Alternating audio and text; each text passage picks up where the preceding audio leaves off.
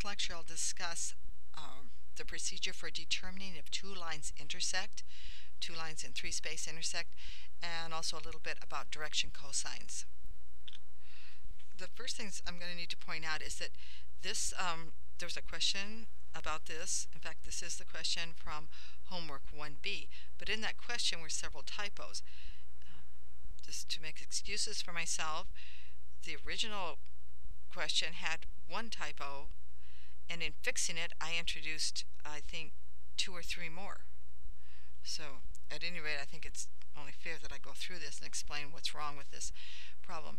Okay, there are two lines, and the equations, information about both lines is given, but the vector equation needs to be written. So here is line 1, and originally it said this line goes through the origin and in parentheses 1, 1, 1. Well, the point 1, 1, 1 is not the origin, and so it also isn't exactly correct to say that's the origin of the line.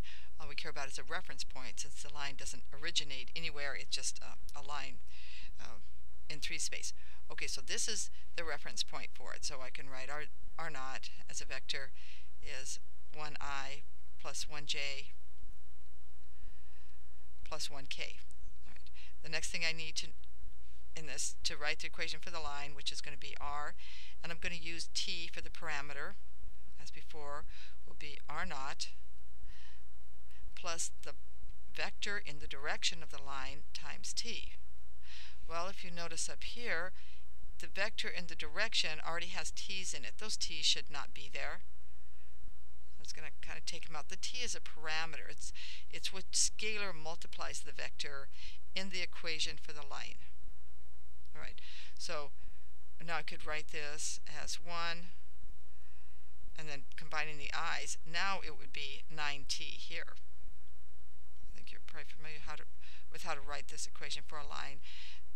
And then since it's 1 for R naught and 10 for V, but then it gets multiplied by t because you're scaling that vector in the j direction, and the for the k component it's 1 plus 4t in the k direction. All right, that's the equation for that line in 3 space. Now for the second line, there was no reference point given. It should have said it goes to the origin belonged here.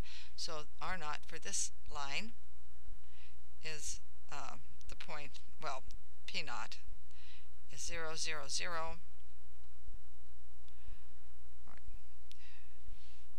Now, what are the direction cosines? The direction cosine is the cosine between the vector, any vector, and each axis. The cosine alpha is between the vector and the x-axis or the y-axis. Beta is between the vector and the y-axis, and cosine gamma is between the vector and the z-axis. Now the vector is not projected down into the xy plane like it is for the spherical or cylindrical coordinate systems. Instead, you use the vector and the coordinate system. Those two lines determine a plane. It's not horizontal and it's not vertical, unless the vector happens to be one or the other. But it's a plane through the axis, in this case the x-axis, and the vector. And then this is the cosine of the angle between the vector and the x-axis. Here it's between the y-vector, or the y-axis and the vector, and here between the z-axis and the vector. So these are really 3 different planes, and there's no projection involved. When it comes to the v, the vector in this direction, actually you can pick off the direction cosines from the vector v in the direction of the line if it's normalized.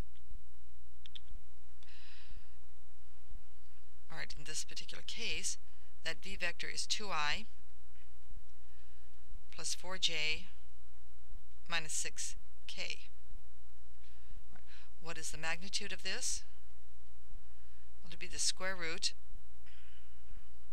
of 2 squared. Okay, so that's 2 squared plus 4 squared plus 6 squared, and that's the square root of 56. I think there was another typo in there where this was written as 54. It shouldn't be. it should be 56. So the unit vector in the direction of the line is 2 over root 56 in the I direction, or the cosine of alpha. And so now you can make that identification, and 56 in the j minus 6 over square root of 56 in the k direction. Okay, so now I have v, and I know that my r naught is 0, 0, 0 for the coordinates, so that's not an issue there. You do not need to use the unit vector. The square root of 56 is sort of bothersome. So we can just use this form right here. For the calculation, it's better not to have the square root of 56. That's not a number that's easy to work with, and it's not necessary. So you see, from the direction cosines, if they're written in this form, you can pick off the components of the v vector. Okay, so I'm going to write that vector again. Oh, I need the pen. So v is 2I plus 4j minus 6k, and the reference point, of course, is 0, 0, 0 because it's the origin. So the vector equation for this line, now I'm going to use s, and that's sort of specified in the problem, in the homework. If you didn't do this homework because you couldn't read the directions, that's totally understandable. Okay, so that's 2t in the I direction, because remember you have to scale the vector in order to pick up all these points, all the points along the line. In the j direction, minus 6t in the k direction. Oh, that was wrong. Okay, maybe that's instructive though. We're so used to using t's, we forget to use the s's. So this is 2s, I just called the parameter s. 4s in the j direction, minus 6s in the k direction. So now I have the two equations for the two lines. So now that we have the two equations, which I've typed in here, we need to determine if these two lines intersect. Let me say a little bit about the difference between two lines intersecting and a collision. Let's say we have two paths for an object, for two objects, and one is like this, and one's like this. Okay, if these are the paths of the object, their paths intersect here. So these two lines intersect.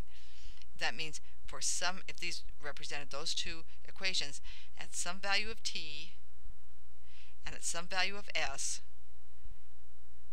you would have the coordinates for this point in each line.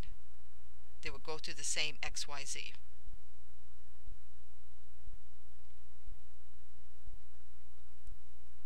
Now that would mean that the lines intersected. If there's two objects along them, like, I don't know what this is, bumblebee and a bird or something. There's the bird over here, so we need the bumblebee. Okay, then it's a collision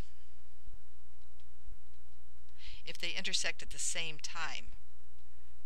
It doesn't do the bird any good if the bumblebee goes through this point 2 hours before the bird's there.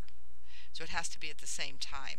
But if all you're looking for is intersection, then you need any value of t and any value of s that gives the same coordinates x, y, z on the lines. And that's all we're looking for here.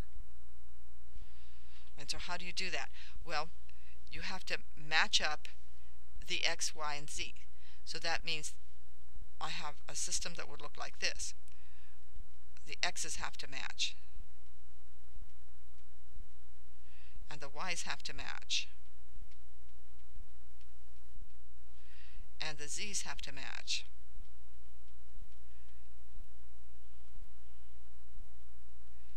Now if you're taking linear algebra, there's another way to do it, but here's the way we're going to do it right here.